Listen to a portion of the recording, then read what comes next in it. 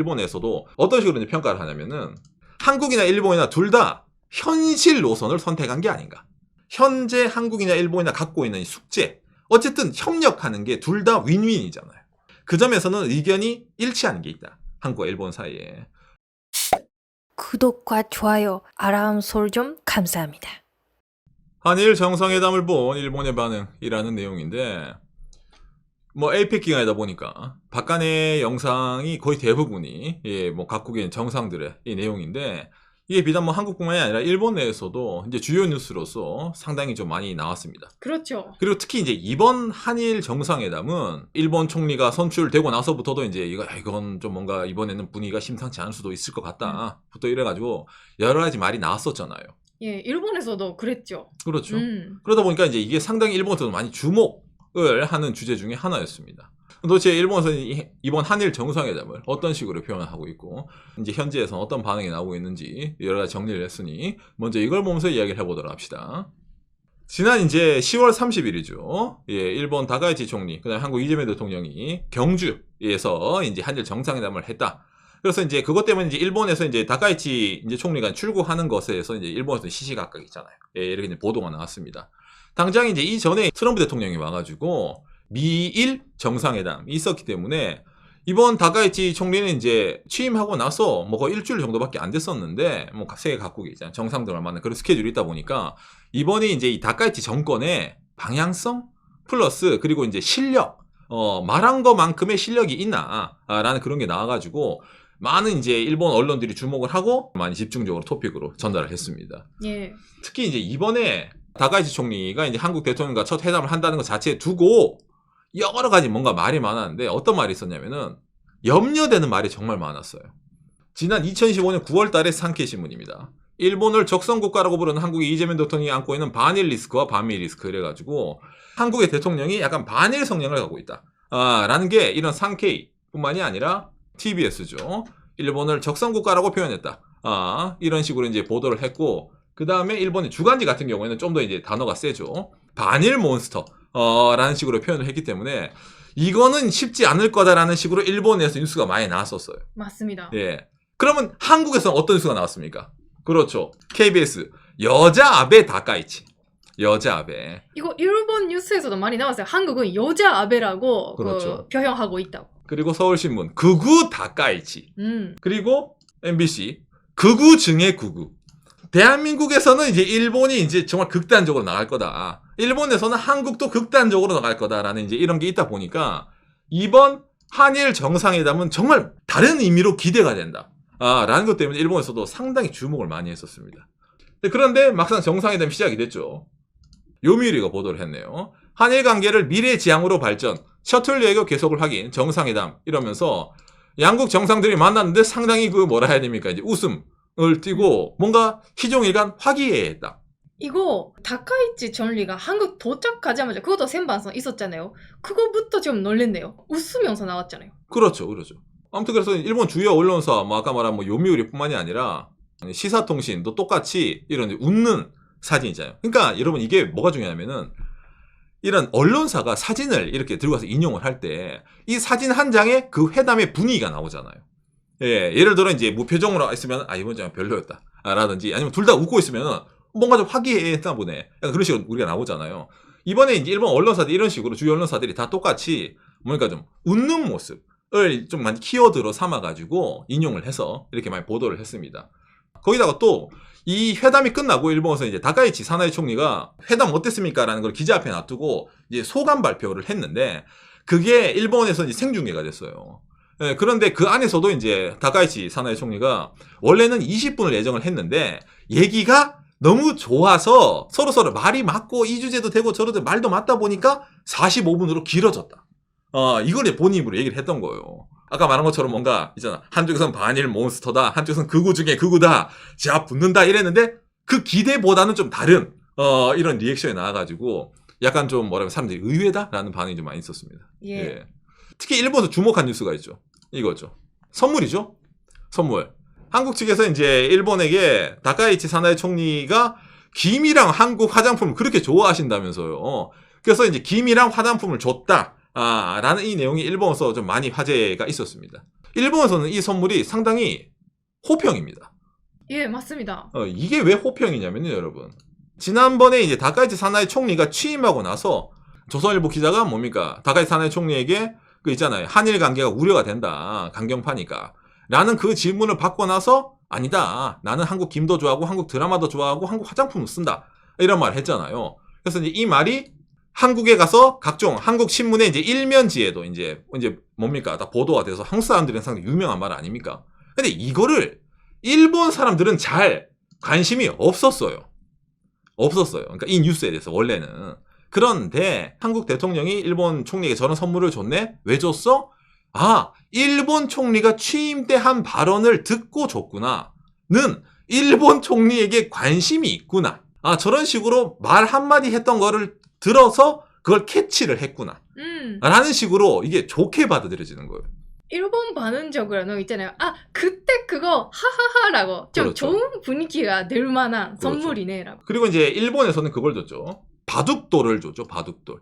이 바둑돌이 일본 그 가마쿠라, 그 슬램덩크 그 뭡니까 유명한 슬램덩크의 성지, 일본은 그 가나가현 가마쿠라에 있는 바둑돌인데, 이 가마쿠라가 한국의 안동이랑 자매 결혼 도시입니다.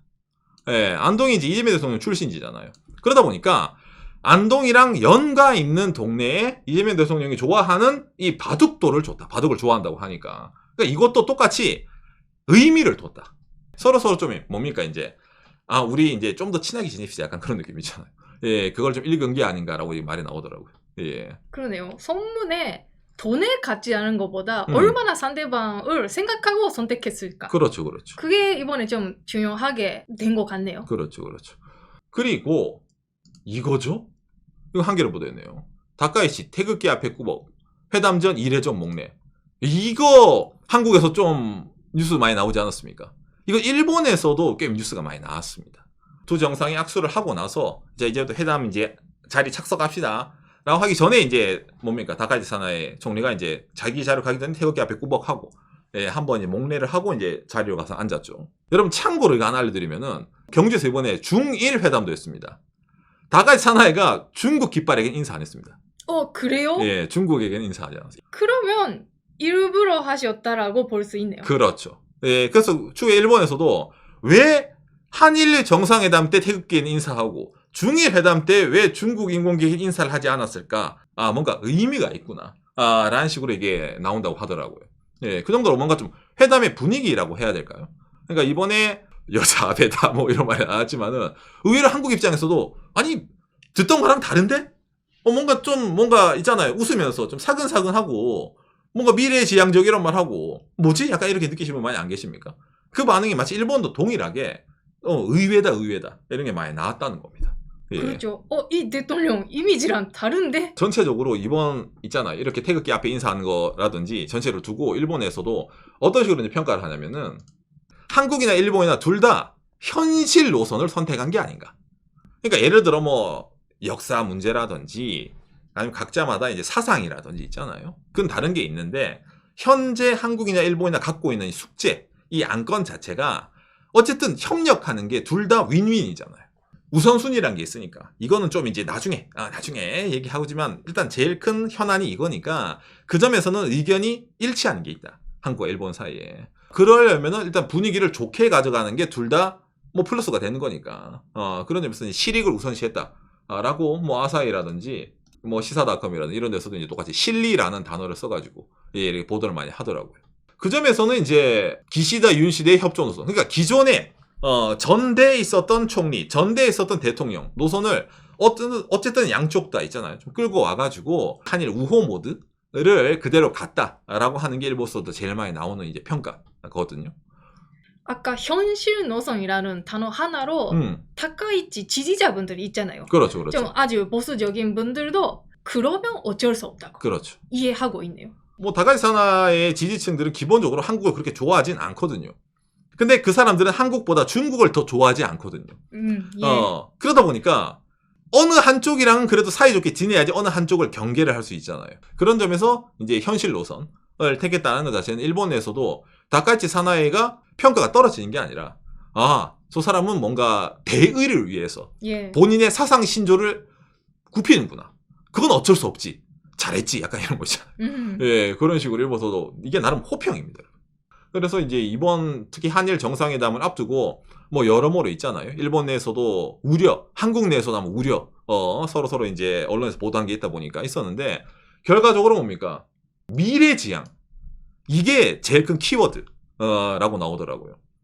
여러분 이번에 못 느꼈습니까? 한일 정상회담 하면서 과거사 얘기 안 나온 게 아마 이게 사상 최초, 거의 그 정도로 말이 나옵니다. 한일 정상이 만나면은 일단 뭐 위안부 문제, 야스쿠니 문제, 그다음에 과거사 인식, 뭐 교과서라든지 각종 많잖아요. 지금 너무 많잖아요. 근데 이번에 그 얘기가 단 한마디도 안 나왔어요.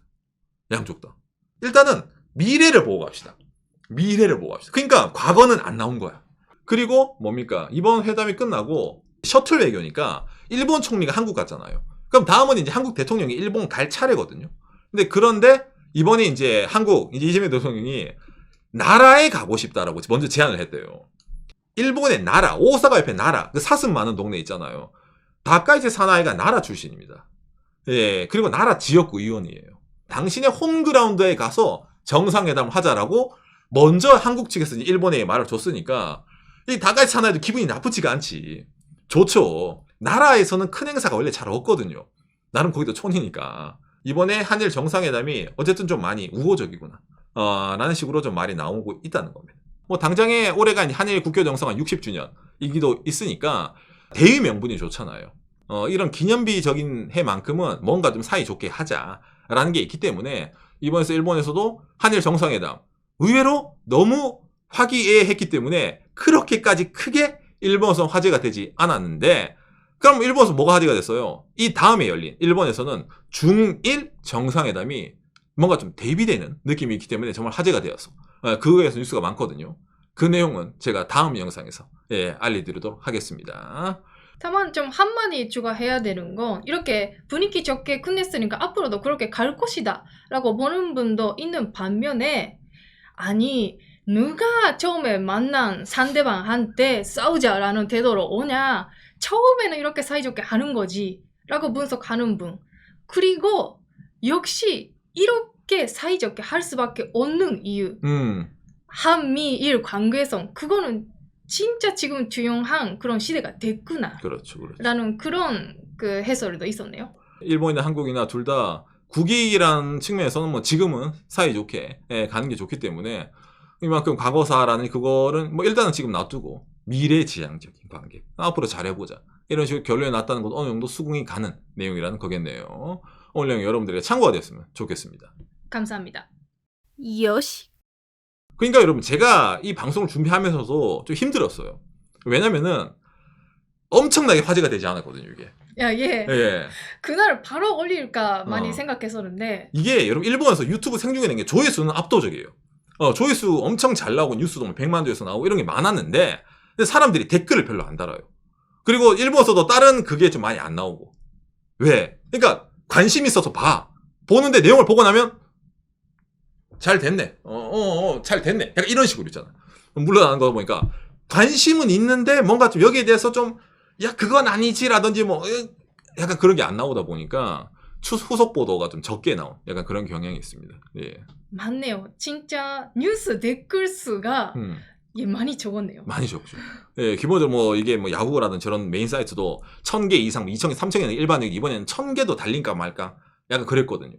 왜냐면은 할 말이 없어. 좋았습니다. 김도 받고 화장품 받고 기분 좋았습니다. 다음에 또 만나기로 했어요. 잘 됐네 그래. 잘해라. 약간 이런 느낌이죠. 반대로 말하면은 뭐 한일 양국 간이 이번에 이제 이런 식으로 이제 미래지향적인 관계를 하는 것 자체가 지금 국제 정세라든지 뭐 전체를 봤을 때 이게 양국의 국익이 되니까 그런 점이 나왔다는 점에서 뭐 좋은 건 좋은 거니까 한일 관계가 좋아져서 나쁠 건 없잖아요. 그죠? 예, 그렇기 때문에 그런 점에서는 나름 좋은 스타트였다라고 말이 나온 것도 있다는 겁니다. 예.